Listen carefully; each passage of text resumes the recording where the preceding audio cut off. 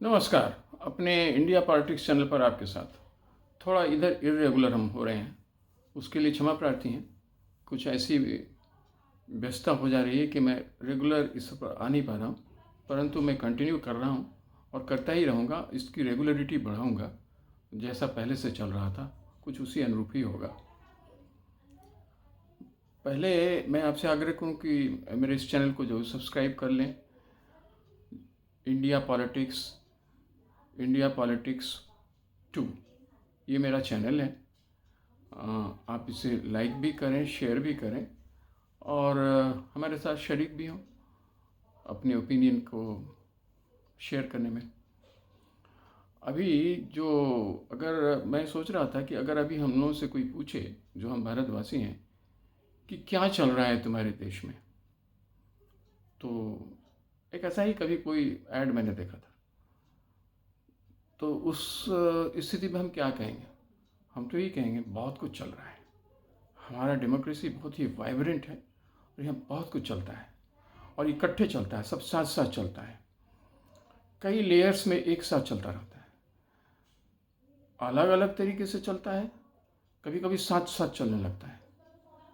अभी अगर आज आज कौन सी तारीख है? आज मुझे लगता है 8 है, 8 अक्टूबर। कल 9 हो जाएगा। हर अगला दिन कुछ नई बात कर देता है। अभी हमारे यहाँ बहुत कुछ चल रहा है एट ए टाइम।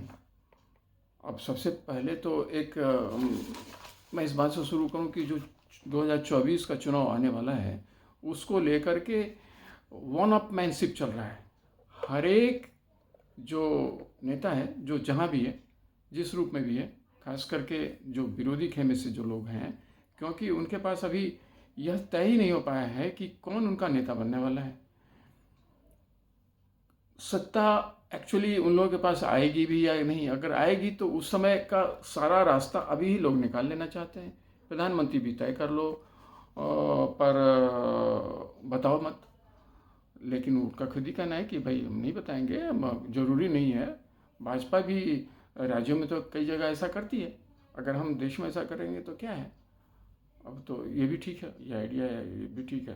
परंतु जिस तरह से कांग्रेस ने लीड लिया हुआ है, उसमें तो लगता है कि कांग्रेस की तरफ से ही बातें बढ़ेंगी आगे। अब ऐसे में क्या हो रहा है? ऐसे में कांग्रेस अगर लीड ले रहा है तो दूसरे पार्टियों को भी तो कुछ करना होगा। उन्हें भी तो लीडरशिप, चूँकि उन लोगों ने भी आशा तो छोड़ा नहीं है, तो तरह तरह की चीज़ें चल रही हैं। कोई कुछ कहीं से भी कोई नेता कोई भी इशू उठा रहे हैं, ये उधर हो रहा है। भाजपा की ओर से हो ये रहा है कि सब कुछ अच्छा है, ऑब्वियसली सब कुछ अच्छा है, लेकिन अब उसका विरोध तो हो ही रहा है कि सब कुछ अच्छा कैसे है। कुछ लोग कहते हैं महंगाई बहुत बढ़ गई है, कुछ लोग कहते हैं अनएम्प्लॉयमेंट बहुत बढ़ गया है। वैसे डेटा वैसा कुछ खास देते नहीं हैं, मेजर डेटा नहीं देते हैं, उस तरह से देते हैं, लेकिन उसमें बहुत सारी चीज़ें ऐसी होती हैं कि उसको मेज़र करना कई बार मुश्किल हो जाता है। जब हम रोज़गार की बात करेंगे तो अब उसमें unorganise sector, organise sector, semi organise sector, इस तरह से कई बिल्कुल वैक्यूम में चलने वाले बहुत सारे ऐसे ऐसे ऐसे एरियाज़ हैं जहाँ लोग एम्प्लॉयड तो हैं, परंतु उस फ्रेम में फिट नहीं बैठते हैं। वो भी एक इशू है। और जहाँ फिट बैठते हैं वहाँ भी ये बात सही है कि हमारे यहाँ महंगाई बढ़ी है, हमारे यहाँ अनएम्प्लॉयमेंट भी उस कदर नहीं है, उस कदर मतलब एम्प्लॉयमेंट भी नहीं है, ये बात भी सच है, इससे कोई परहेज भी नहीं है। परंतु अब ये सब चल रहा है। अब इसको डिफेंड करती है भाजपा, उधर अटैक होता है एनडीए खेमे से। परंतु अभी इंटरेस्टिंग फेज़ ये है कि इसी दौर में हमारे यहाँ जातीय जनगणना भी शुरू हो गई है। बिहार ने लीड लिया है, लेकिन अब राजस्थान भी आने वाला है। उसने भी अनाउंस किया, वहाँ से भी अनाउंसमेंट हुआ है कि वो भी करने वाले हैं। अब उस पर मैं नहीं जाऊँगा कि उसके क्या इम्पैक्ट पड़ेंगे, क्योंकि वो एक अलग ही बड़ा दायरा है, उस पर बात होगी। परंतु अभी जो बहुत सारी चीज़ें जो एक साथ चल रही हैं, उसमें इसने एक ज़बरदस्त हिलकोरा मचाया हुआ है, जातीय जनगणना। अब देखते हैं कि कितने राज्य इसमें आगे आते हैं। जो कुछ अपोजिशन खेमे से पार्टियां हैं, उसमें कांग्रेस फुल फ्लेजेड, जहाँ जहाँ उसकी सरकार है राजस्थान, वहाँ उन्होंने भी ये लीड लिया अब लेकिन उसके पहले बिहार लीड ले चुका है वहाँ, बल्कि इसके रिपोर्ट भी आ चुके हैं। वो एक बड़ा इशू बनेगा नहीं बनेगा, इस बार क्या होगा, ये वो पीरियड तो है नहीं। अब मंडल वर्सेस कमंडल इस बार हो पाएगा, मुझे तो 100% बिल्कुल इस बात पर यकीन ही नहीं है कि ऐसा होगा, क्योंकि तब की बात जब मंडल कमंडल की बातें हुई थी वो अब होने वाली नहीं है। उसके कुछ फंडामेंटल रीजंस हैं, लेकिन वो है, चल रहा है, उस पर राजनीति शुरू हो चुकी है। अब उसमें है क्या होगा कैसे होगा हम लोग देखेंगे, लेकिन स्थिति तो आज यही है। और इसी क्रम में अब पोस्टर वार, एक दूसरा इशू भी आ गया है, पोस्टर वॉर। अब उधर भाजपा की ओर से प्रहार हो रहे हैं, कांग्रेस की ओर से प्रहार हो रहा है, मोदी जी को कुछ कहा जा रहा है, राहुल जी को कुछ कहा जा रहा है, मतलब कहा ही नहीं जा रहा है, उसके पोस्टर्स भी दिखलाए जा रहे हैं। वो भी एक बड़ा इशू बन रहा है। कई राज्यों में तो इसने अभी हम लोगों ने देखा था कि जब बेंगलुरु में इंडिया अलायंस का जो इंडिया अलायंस है, या इंडिया अलायंस जो कर लीजिए, वो जब उसकी बैठक हुई थी तो वहाँ भी पोस्टर वार हो गए थे। कई नेताओं के उस तरह के पोस्टर लगे थे जिसके अलग अलग मायने निकाले जा सकते थे। तो ये चलता रहता है डेमोक्रेसी में। हमारे यहाँ पोस्टर वार तो खैर बहुत ही होता है, वो चल रहा है। अब एक नया डायमेंशन आ गया है। इसके अलावा हमारे यहाँ जो अभी काफ़ी लंबे समय से चल रहा है यूसीसी भी एक डिबेट का बड़ा मसला बना हुआ है।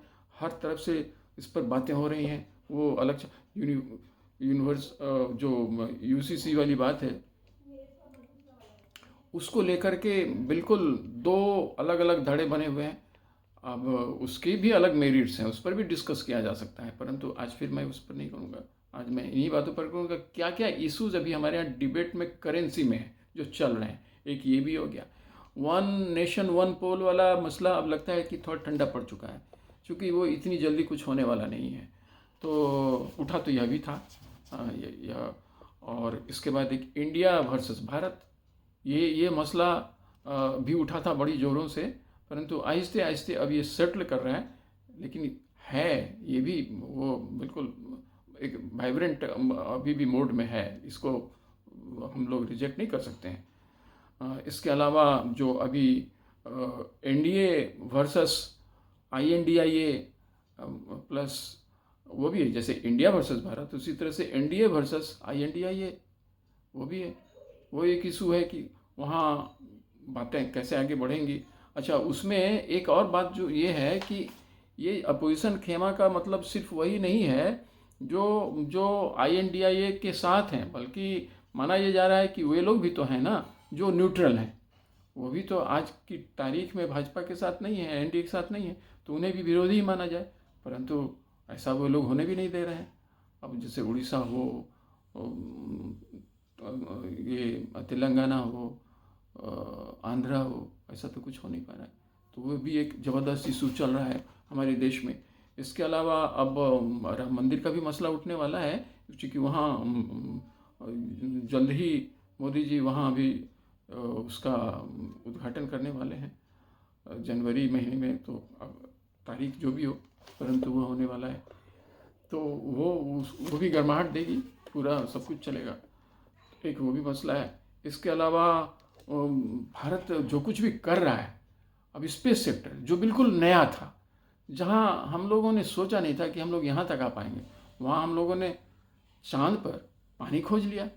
चंद्रयान 1, हमने चंद्रयान 3 से अपना स्पेस शटल उतार दिया साउथ पोल में, मून के। किसी ने आज तक नहीं किया था। जबरदस्त। और इतना ही नहीं, अब इससे आगे आदित्य 1 तो वो तो भगवान सूर्य के पास पहुंच ही रहा है, और उनके इर्द गिर्द वो अपना देगा, सन के इर्द गिर्द। लेकिन अब साथ ही साथ चंद्रयान 4 की भी बात हो रही है। चंद्रयान 4 गगनयान। अब बतलाइए, गगनयान, अब जो बहुत कम देशों ने अपने लिए वहाँ उस तरह का स्पेस में अपना ऐसा सेंटर बनाया है जहाँ सिर्फ वही रिसर्च करते हों। अभी तक बड़े बड़े देशों ने मिल करके किया था यह काम, लेकिन अब भारत इसे अकेला करने वाला है।